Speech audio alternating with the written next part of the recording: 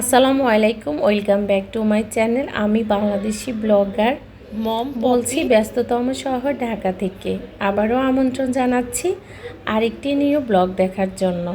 কাছে দূরে যে যেখান থেকে আজকে আমার এই মুহূর্তে ভিডিওটি দেখছেন, সবাইকে অনেক অনেক দোয়া আর ভালোবাসা জানিয়ে আজকের ব্লগটি আমি শুরু করলাম। শুরুতে সবাই একটা লাইক দিবেন। আপনাদের একটা মূল্যবান লাইক আমার এই ছোট্ট চ্যানেলটি অনেক দূরে গিয়ে যেতে অনেক বেশি হেল্প করবে। আমার এই ভিডিওটি ছিল আরও 6-7 দিন আগের ভিডিও, তো আজকে আপনাদের সাথে শেয়ার করছি। আসলে আমি আগে একদিন পর একদিন ভিডিও দিতাম, কিন্তু এখন আমার আসলে সে সময়টুকু পাচ্ছি না রেগুলার ভিডিও দেওয়ার। তো চিন্তা করেছি সপ্তাহে আমি 2টো ভিডিও আপনাদের সাথে শেয়ার করব। তো এই জন্য ভিডিও দিতে এখন একটু লেট হচ্ছে, যেহেতু 2টো ভিডিও আপনাদের সাথে শেয়ার করি, তো একটু একটু ভিডিও করে রাখি আর সেগুলো আপনাদের সাথে আর কি ব্লগ আকারে শেয়ার করি।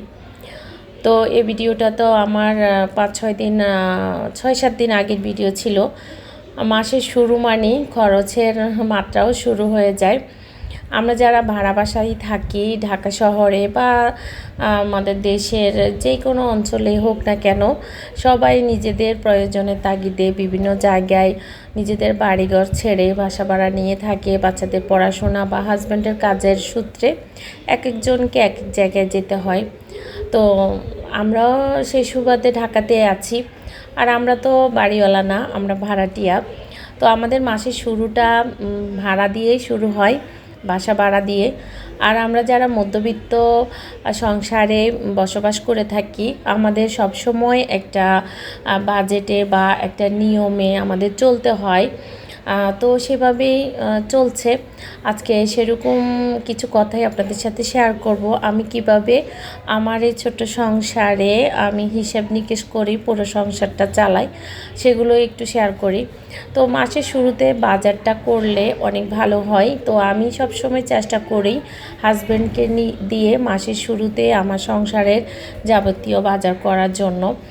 যেহেতু আমরা আসলে মধ্যবিত্ত ফ্যামিলিতে আছি, তো আমাদের একটু হিসেব করে চললেই পুরো মাসে আমরা ব্যালেন্স করতে পারি। মাসের শুরুটা আমাদের বাসা ভাড়া, মানে মোটা অঙ্কের একটা টাকা আমাদের বাসা ভাড়াতেই চলে যায়। তারপরে আমাদের সার্ভিস চার্জ আছে, যাদের সার্ভিস চার্জ থাকে তাদের সার্ভিস চার্জ দিতে হয়। এরপরে আসে গ্যাস বিল, কারেন্ট বিল, তারপরে আছে ইন্টারনেট বিল, ডিশ বিল। এইসব বিল দিতে দিতে আমাদের অবস্থা খারাপ। এরপরে তো আছে সংসার, বাচ্চা কাচ্চা, পড়াশোনা, তারপরে তো অসুখ বিসুখ তো আমাদের লেগেই আছে। মাসের শেষে মেডিসিনের বিলে আসে অনেক টাকা। তো কি বলবো, আসলে যেমন আয় তেমনই খরচ। আয় বুঝে আমাদের ব্যয় করা উচিত। আয় যতটুকু, ব্যয় যদি এর চেয়ে বেশি করে থাকি তাহলে আমাদের মাস শেষে দেনাই হয়ে যাব। তো আমি এই জন্য ব্যালেন্স করে চলি। সব কিছু নিয়ে তো আর হিসেব করা যায় না, যেগুলো আমার আয়ত্তের মধ্যে থাকে আমি ওগুলো একটু হিসেব করে চলার চেষ্টা করি, যাতে কষ্টও করতে না হয়, আবার যাতে মানে সব মিলে যাতে আমি শুরু থেকে শেষ পর্যন্ত পুরো মাসটা আমি একইভাবে চলতে পারি, সেভাবে আমি আসলে সবসময় চলি। ইভেন আমার হাজব্যান্ড সেভাবে আমাকে চালায়, বা দুজনে চিন্তাধারা করেই সবসময় চলে এসেছি। তো যারা নতুন সংসার করেন তাদের উদ্দেশ্যে একটা কথা বলবো, আপনারা অবশ্যই যারা মধ্যবিত্ত সংসারে আছেন, তো মাসের শুরুতেই যাই করেন, যতটুকুই আপনার বাজার আছে শুরুতেই করে ফেলবেন। শুকনো বাজার বা মাছের বাজার এগুলো করে ফেললে কি হয়, আপনি সারাটা মাস আপনি ব্যালেন্স করে বা আপনি একটু হিসেব করে চললে পুরো মাসটাই আপনি কাভার করতে পারবেন। আর যদি আজকে একটু, কালকে একটু, বা এক সপ্তাহ পরে একটু এরকম করে আনলে আপনার বরকত যেটা সেটা থাকে না। আর আমি বুঝতেও পারবো না আমার সংসারে কতটুকু লাগছে। আমি শুরুতে যখন আমি সব কিছু বাজার করে নিয়ে আসি, তখন আমি পুরো মাসে আমার কতটুকু কি লাগছে সংসারে এটা আমি বুঝতে পারি। আর ওইভাবে আমি চলি, এতে করে আমার অনেক বেশি বেশি লাভ হয়। মানে লাভ বলতে এটাই, মানে শেষের দিকে আমার কিছু না কিছু সংসারে থেকে যায়। পরবর্তীতে আমি পরের মাসের 2-4 দিন আমি চলতে পারি এগুলো দিয়ে। আর মাছের বাজার যেটা আর কি কাঁচা বাজার, এগুলো আমি ওভাবে প্যাকেট করে ফেলি। এভাবে আমি একদিন একটু মাছ খেলাম, একদিন মাংস খেলাম, একদিন ভর্তা, ভাজি, ডাল, এভাবে করে আমি মাসে 4টা সপ্তাহ আমি এভাবে করে চলি। তো এতে করে কিন্তু সুন্দরভাবে চলতে পারি আলহামদুলিল্লাহ। অনেক ভালোভাবে আমার সংসারটা আমি মেনটেন করি। এভাবে করলে মানে সবসময় একই লেভেলেই চলতে পারে। আর ছেলের তো আলাদা খরচ আছে, সেটা তো আর কি বলবো, ছেলের খরচটা সেভাবেই করি যতটুকু তাকে দিতে হবে।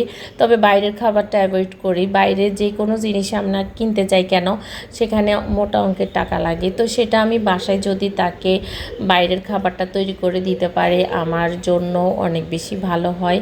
আমার টাকাও বেঁচে যায়, তারপরে অল্প খরচে ভালো মানের জিনিসটা আমি পেলাম নিজের ঘরে। একটা জিনিস কিনে আনলে বাচ্চাই খেতে পারে, আমরা আর সেরকম খেতে পারি না। তো বাসায় ওই টাকা দিয়ে বানালে অনেক দিন আমরা সবাই মিলে খেতে পারি। আর মেহমান আসলে সেটা হচ্ছে আলাদা খরচ। মেহমান হচ্ছে আল্লাহর রহমত, তারা তাদের রিজিক নিয়ে আসে। তো সেটা খরচ হবে, আবার সেটা আল্লাহ পাক আবার অন্যদিকে আমাদেরকে দিয়েও দিবে। তো অনেক কথাই বলেছি। আসলে আমি যেভাবে মাসের শুরু থেকে শেষ পর্যন্ত হিসেব করে সুন্দর করে আমি সংসারটা ম্যানেজ করি সেটাই একটু শেয়ার করলাম। তো আমার মাসের বাজার কিন্তু এনেছে, সেগুলো আমি সুন্দর মতো জায়গায় সুন্দর করে আমি রেখে দিয়েছি। আর অনেক বাজারে এনেছে এর আগে পরে, আমি ওগুলো আর ডিটেলসে শেয়ার করতে পারি নাই। তো এখন হচ্ছে সন্ধ্যার পরে আমি আজকে একটু সাবু রান্না করব। আর আজকে সন্ধ্যার নাস্তায় আমরা সাবু দিয়ে সন্ধ্যার নাস্তাটা করব। যদিও আমরা কেউ অতটা মিষ্টি জাতীয় খাবার পছন্দ করি না, আয়ানকে একটু হেলদি খাবার দেওয়ার চেষ্টা করি। আমি একটু দুধ জাতীয় খাবার কমে খেতে পারি, খেলে আমার একটু প্রবলেম হয়। তারপরও একটু তো খেতে হয়, দুধ না খেলে তো চলে না। তো যেভাবে খেলে একটু কম সমস্যা হয় সেভাবেই খাওয়ার চেষ্টা করি। এখানে আমি কিছু সাবু আগে ভিজিয়ে রেখেছি। সাবু ভিজিয়ে রেখে তারপর রান্না করলে আপনার খুব সুন্দর সাবুগুলো বড় বড় হয় আর তাড়াতাড়ি সিদ্ধ হয়ে যায়। তো আমি ভিজিয়ে রেখেছি, দেখতে পেয়েছেন মাশাআল্লাহ অনেক ফুলে গিয়েছে। আর এখানে আমি দুধ জাল করে হালকা করে আমি একটু চিনি দিয়েছি আর লবণ আর কিছু মশলা দিয়েছি, গরম মশলা দিলে একটু সেন্ট আসে। আর এটার সাথে আপনি বাদাম বা এখানে আপনি ড্রাই ফ্রুট ব্যবহার করতে পারেন। তো আমার ছেলে আবার ড্রাই ফ্রুটটা পছন্দ করে না। আপনারা চাইলে সাথে ড্রাই ফ্রুট ব্যবহার করতে পারেন আর স্কিপ করতে পারেন, কোনো সমস্যা নেই, কিন্তু টেস্টটা খুব ভালো থাকে। আর সাবু এমনিতেই আসলে অনেক মজার। এ পর্যন্ত যারা আমার ভিডিওটি দেখেছেন আপনাদেরকে অসংখ্য ধন্যবাদ জানাচ্ছি। আর যারা নতুন আসেন আজকে আমার চ্যানেলের ভিডিও যদি আপনাদের কাছে একটু ভালো লেগে থাকে তাহলে প্লিজ একটা লাইক দেবেন।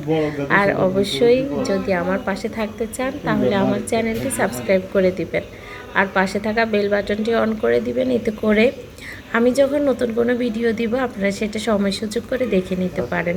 আর এই কাজগুলো যারা অলরেডি করেছেন তাদেরকে জানাই অসংখ্য ধন্যবাদ। এখানে আমার হাজব্যান্ড কিচেনে এসেছে, ও চানাচুর নিয়ে খাচ্ছে আর আমাকেও দিয়েছে এই আর কি। তো আমরা এই তো বসেছি একটু সাবু খাবো। তো আমার ছেলে বলে ওকে একটু ঠান্ডা করে দেওয়ার জন্য, তো আমি একটু ওকে ঠান্ডা করে দিচ্ছি। আর আমরাও এখন বসে 3 জনে মিলেই খাবো। এটা ছিল আমার শুক্রবারের ভিডিও। তো আজকে এ পর্যন্ত, আল্লাহ হাফেজ।